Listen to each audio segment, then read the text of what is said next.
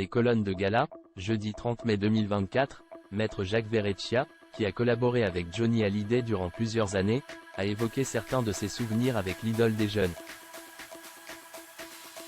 Plus de 6 ans après la mort de Johnny Hallyday, celui qui a été son avocat pendant de nombreuses années, Maître Jacques Verrecchia, a sorti un livre intitulé Avocat du patron, Mareuil Editions.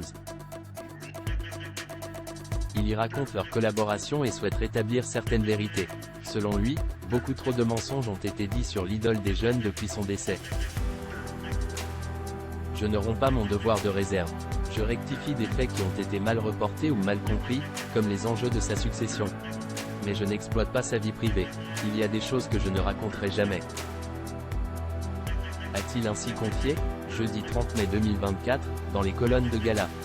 Il a expliqué qu'il n'avait pas demandé l'autorisation à la famille de Johnny Hallyday pour écrire son ouvrage.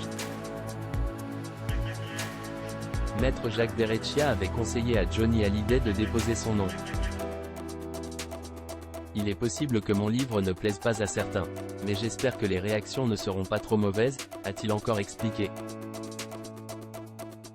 C'est en 1982 que le célèbre chanteur s'est tourné vers lui pour lui demander de gérer ses affaires. Il avait ressenti une grande fierté.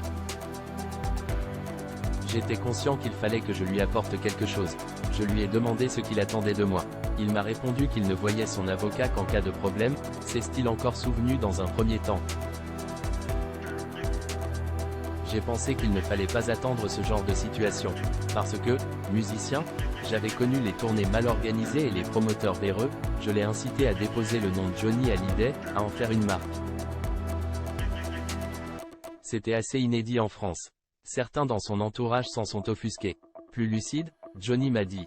Ce qui compte, c'est que tu me fasses gagner de l'argent, tu fais comme tu veux, et tu ne rapportes qu'à moi, a-t-il ajouté.